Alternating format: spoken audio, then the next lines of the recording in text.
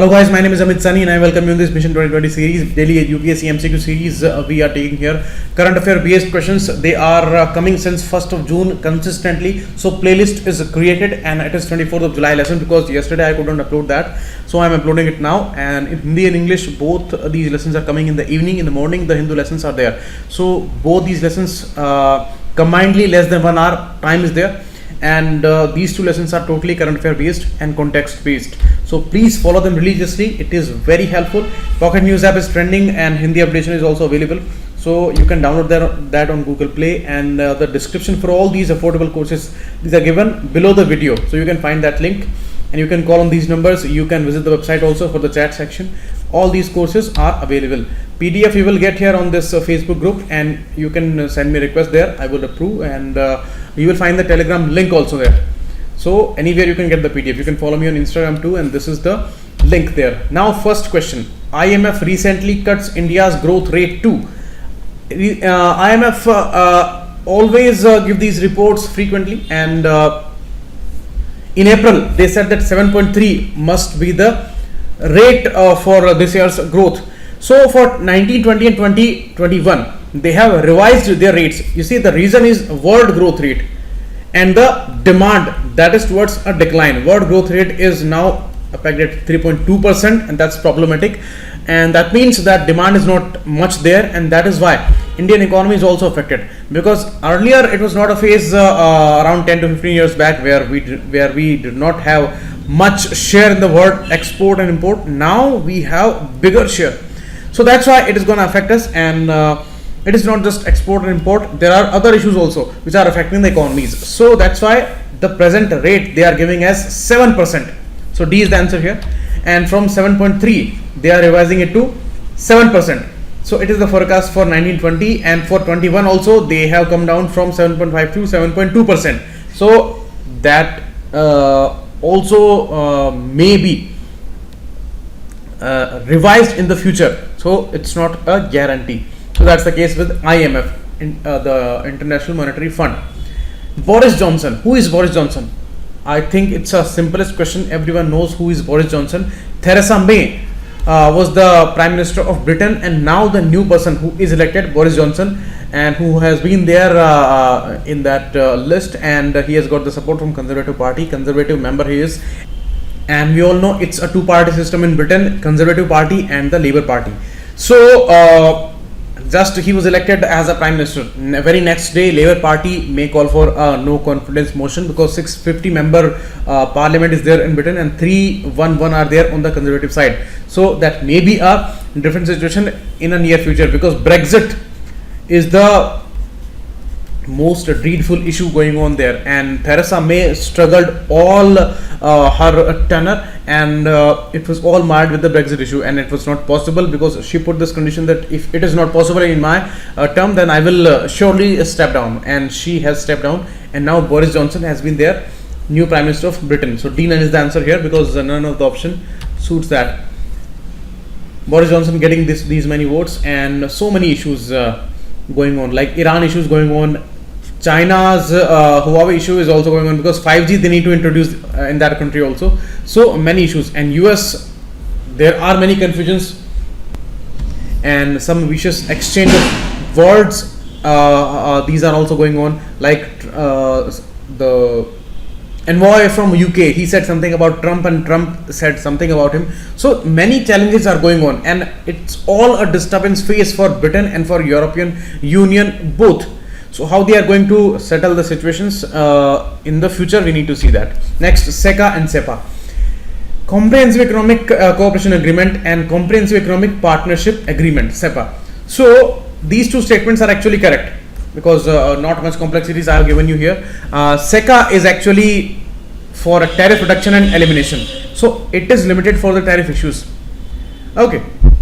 And you know, free trade agreement, we all are discussing Act East policies going on, and the more important issue is RCEP, that is the Regional Comprehensive Economic Partnership, and that is for ASEAN countries, and many countries are discussing the RCEP there, that is the free trade agreement. So when it is the free trade agreement, then it's a free flow of these commodities when they are exporting and somebody is importing.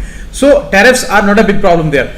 because it's a free trade agreement there. But if it is some tariff issue, then SECAs, these are the agreements which are specifically signed by two countries. So India has signed SECA with Singapore, it has signed with Malaysia. SEPA we have signed with South Korea, we have signed SEPA with Japan also. So SEPA is a wider term because it also includes trade in services and investment. So these two additional issues are also there. So both C is the answer here. And SEPA with Japan we have signed, with South Korea we have signed. And the issue that came in Hindu editorial section, which was the South Korea SEPA issue, and it is the opportunity, and we should seize that. And South Korea is very much ready for the cooperation for the next decades to come, and we have many issues, and the industry is all in favor of that. So some challenges remain, but we need to solve that, and we are hopeful about the long time partnership there. So it's a SEPA and SECA. Next, Jatan app or Jatan software, it is related to what? Pensions to small traders, which has been recently announced, and minority skilling program, no, both are wrong. Travel produce marketing, this is also wrong. It is regarding the virtual museum. India's digitization of the museums and all these artifacts and all these tools which are there, so all are being digitized. So this program is going on by Ministry of Culture and Archaeological Survey of India that maintains all these issues. CDAC Pune is that institution for advanced computing that is executing this program, and some expert group is also there. So Jatan software is related to virtual museum. Now this app is created, Jatan app is created. That means all people will now be able to access all these museums, because everybody cannot go there physically, and now these all visits will be possible, and these are virtual visits, and you can see that in your mobile or in your computer system. So that's the case. So creating a digital collection in various museums and digital archival tools. And as per the agreement with Union Ministry of Culture, the National Portal and Digital Repository, this is the main program of this ministry, and for Indian museums is developed and hosted by Human Centers Design and Computing Group. It's an expert group, and CDAC Pune is there. It's a technical expertise. So this is going on in 2 phases. They are going to implement that. 48 archaeological site museums are under ASI, and out of these 2 site museums, namely Vela Goa and Nagarjun Konda, they are completed in phase 1, and phase 2 the rest of the 46 will be taken there. And a National Portal and Digital Repository of Museums of India, this may be asked. It's a program developed by Human Centers Design and CDAC Pune, and it introduces India's rich heritage through a diverse range of digital collection in terms of sculptures, paintings, manuscripts, weapons, coins, and number of other categories of artifacts. So digitally you can visit that. Next, under the Swadesh Darshan scheme, this is going on for 4 years now, and it is the scheme not by Ministry of Culture, it is the Ministry of Tourism, because Swadesh Darshan, so very specific differences are there. Means some schemes are there by Ministry of Culture, and which are regarding these pilgrim places and all, so that is different. And this is Swadesh Darshan scheme. Many many buildings were also launched in Meghalaya some time back, and that was also under Swadesh Darshan scheme. So those were more like lodges and all, and those were introduced. Now Swadesh Darshan scheme, it has thematic circuits. So some circuits are related to these cultural areas, some are related to religious places, some are related to some natural sites and all. So thematic circuits are there. Now 15th circuit, that is the Tirthankar circuit, is launched, and these 2 lines are correct, but this is not correct. It is not in southern India, it is there in Bihar, and these Bihar areas which were attached to the Jainism history, where Mahavir Swami and all these Tirthankars, their monuments are located. So there they have announced this 15th thematic circuit of Tirthankar circuit. So this is wrong, and second is also wrong. So D, none is the answer, as I told you. You can see Vaishali, Ara, Masad, Patna, Rajgir, Pawapuri and Champapuri. These are the places which are related to the Jainism history, because this is the area where Buddhism and Jainism, they all started, and they all were spread to whole world. So Bihar is it's a great place for history. So development of Tirthankar circuit will be there. Swadesh Darshan scheme, Ministry of Tourism, and 100% centrally funded scheme this is, and they are also raising these CSR funds for that, and program management committees are there, and national level steering committee is there, and a mission directorate is also there, which are finding new circuits there. Next, researchers discovered Dracaena Cambodian plant in Western Ghat recently. You see, it is not the Western Ghat region. Every year UPSC asks the new discoveries. Maybe these are in the section of plants, or these are in the section of some animals, and especially these sensitive areas like the Northeast region and the Western Ghat region. But this is not the Western Ghat region. It is actually the Karbi Anglong district, West Karbi Anglong district of Assam. So this is wrong. It is found in Assam, and it is not a poisonous plant, and it is not for intoxication. It is famous for medicinal plant uses, and it is also an important ornamental plant.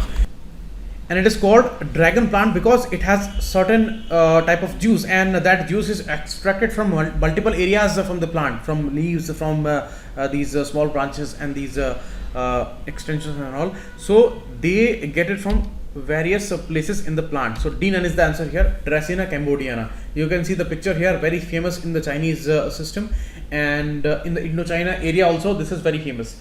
So it has been there as a part of alternative medicine system since ancient time, but now it is India's first dragon blood oozing tree. Dragon blood oozing means the juice which is red colored juice, and that is very much important.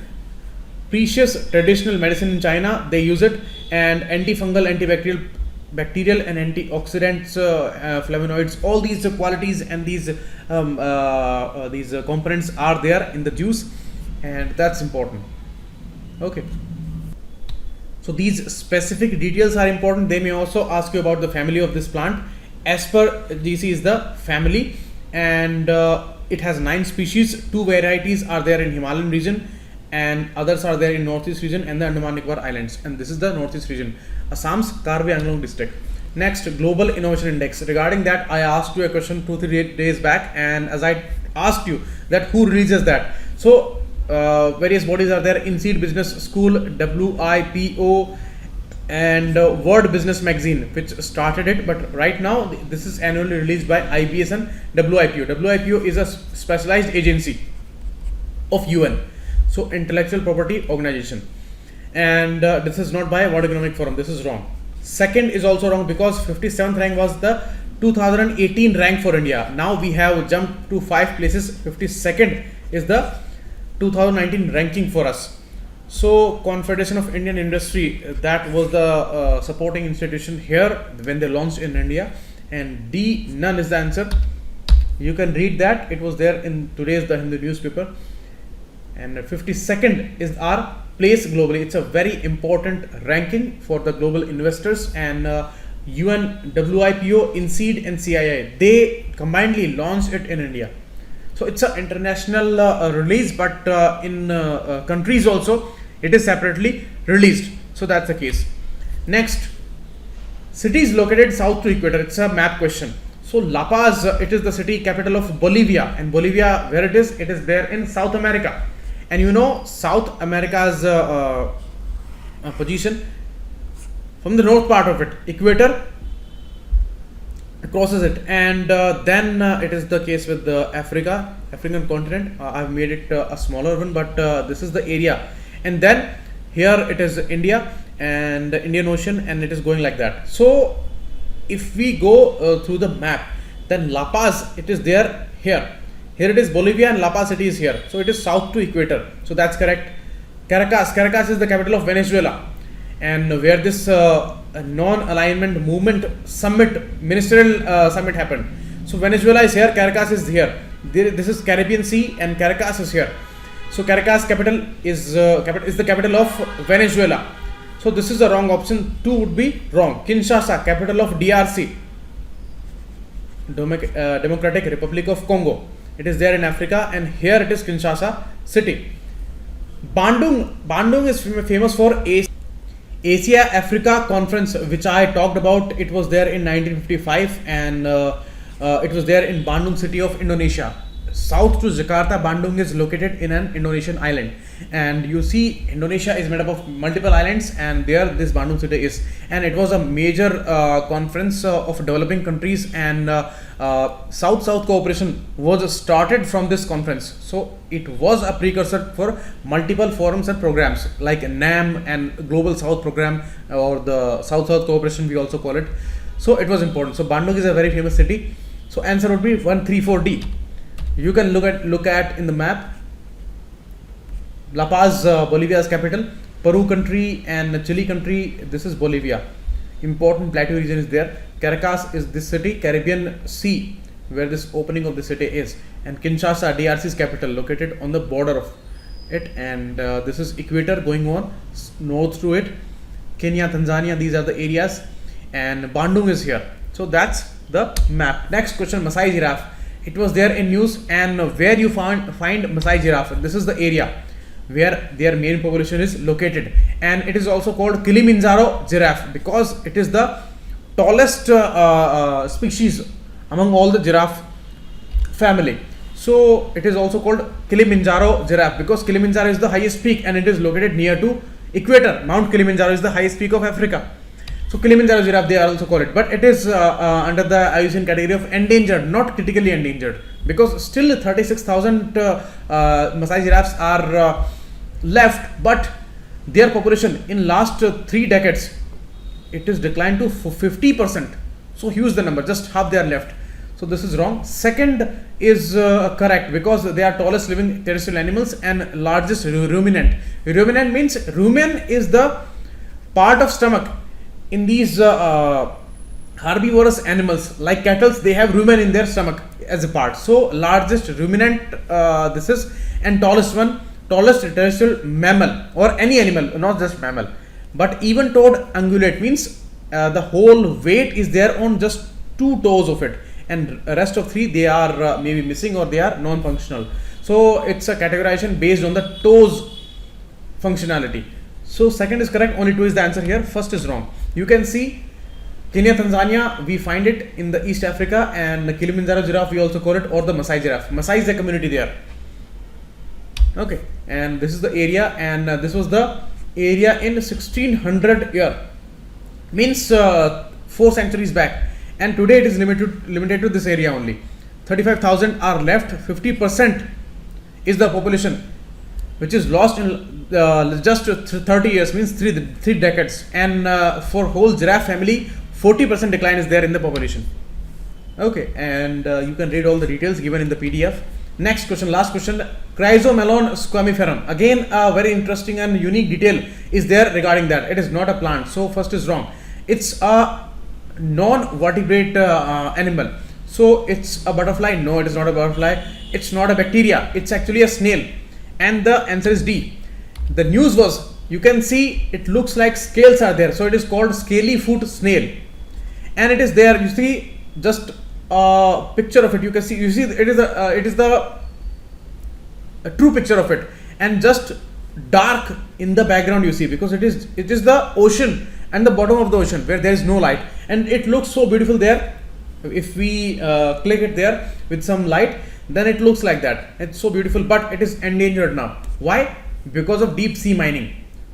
For polymetallic nodules, a lot of mining is going on the ocean bottom, and because of that, it is the first species which has become endangered, and it is mainly found in Indian Ocean, east of Madagascar, there in near some hydrothermal vents. Because why hydrothermal vents? What are these hydrothermal vents?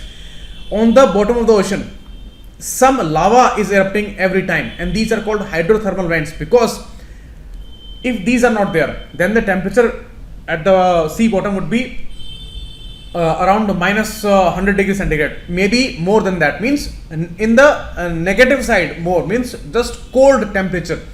At that temperature, many of these animals, they cannot survive, but due to this hydrothermal vents, some temperature is maintained, and around it is found. So that's the case, and this is all for today. We will meet again tomorrow. Thanks a lot. Keep watching.